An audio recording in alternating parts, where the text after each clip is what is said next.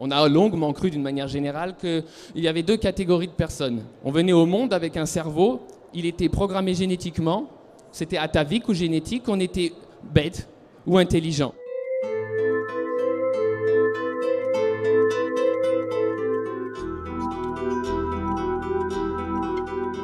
Donc il y avait des gens bêtes qui produisaient des enfants bêtes et des gens intelligents qui produisaient des gens intelligents. On s'en est tenu à ça pendant très longtemps. Puis on s'est rendu compte assez récemment que ce n'était pas du tout le cas. On s'est rendu compte que le cerveau se développe apparemment là où on l'utilise intensément. Alors on a étudié le phénomène et le phénomène a été étudié parce qu'on a remarqué une chose, c'est que la zone du cerveau qui commande les pouces était chez les jeunes de 15 ans de nos jours considérablement plus développée que chez les mêmes jeunes de 15 ans il y a une quarantaine d'années. Hein, c'était l'usage du SMS et du téléphone portable intensif qui avait développé cette zone du cerveau. Alors on s'est dit, chouette, ça veut donc dire que le cerveau est comme un muscle et qu'il se développe quand on l'utilise d'une certaine manière. Alors on a développé un programme d'entraînement de musculation cérébrale. Des sudoku au petit déjeuner, 5 langues à l'école maternelle, etc., etc. Ça n'a absolument pas marché. Et donc, on était devant une problématique étrange. Ce qui marche pour les SMS ne marche pas pour les mathématiques. Jusqu'au jour où on a fait la découverte toute simple et toute primordiale suivante, c'est que le cerveau se développe là où nous l'utilisons avec enthousiasme. L'enthousiasme, c'est de l'engrais pour notre cerveau. C'est étonnant aussi, et c'est bien pratique, que la science la plus pointue de nos jours ait pu prouver ce que chacun d'entre nous sait depuis toujours, c'est que l'enthousiasme nous donne des ailes. Dans l'état d'enthousiasme, apprendre n'est plus une difficulté. Apprendre se fait tout seul. On ne remarque même pas qu'on apprend.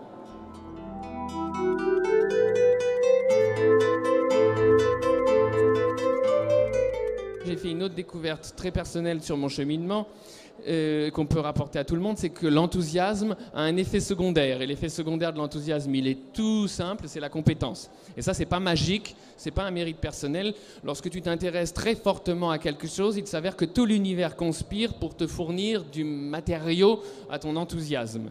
Alors tout l'univers, c'est tous les hasards qui font que dans le métro, tu rencontres une affiche sur laquelle il y a une réponse à une question que tu te posais. C'est que dans chaque film, il s'avère qu'il y a une réponse à des questions que tu ne te posais même pas.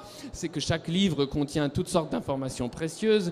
Et c'est que également, toute la famille participe.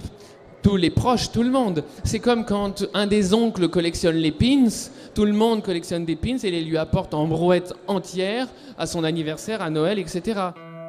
La compétence a également un effet secondaire et que l'effet secondaire de la compétence, très logiquement, c'est le succès. Parce que le succès, c'est tout simple, c'est que comme tu es très compétent, il y a un moment où quelqu'un va avoir besoin de ta compétence, mais impérativement. Donc il va avoir besoin de toi. C'est ça le succès. C'est intéressant parce que dans notre société, on met le succès, la réussite, sur un piédestal. Au nom de la réussite, on sacrifie tout. Et surtout son enfance. Et surtout sa capacité native à jouer, à s'enthousiasmer et à être curieux. Alors que la fameuse réussite n'est que l'effet secondaire de l'enthousiasme.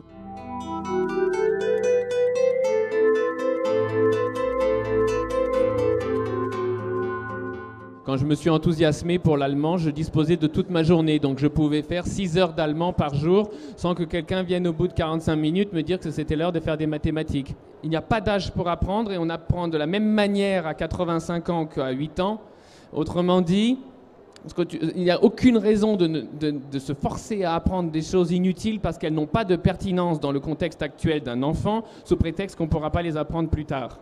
Et il y a toute une société qui fonctionne comme ça, qui recherche en permanence la Et alors, le résultat, c'est qu'on se dit, bon, alors dans quel domaine ai-je une lacune? J'ai une lacune en mathématiques, donc je vais beaucoup travailler les mathématiques afin d'obtenir la moyenne.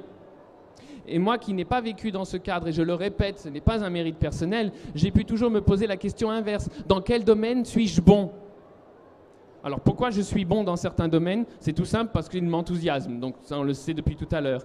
Et c'est dans ce domaine justement que j'ai appris à travailler, dans celui dans lequel je suis bon pour devenir encore meilleur. Et au lieu de chercher mes défauts, je vais plus rencontrer mes compétences. Effectivement, on se plaint de ce que les gens ne savent pas au lieu de s'intéresser à ce qu'ils savent.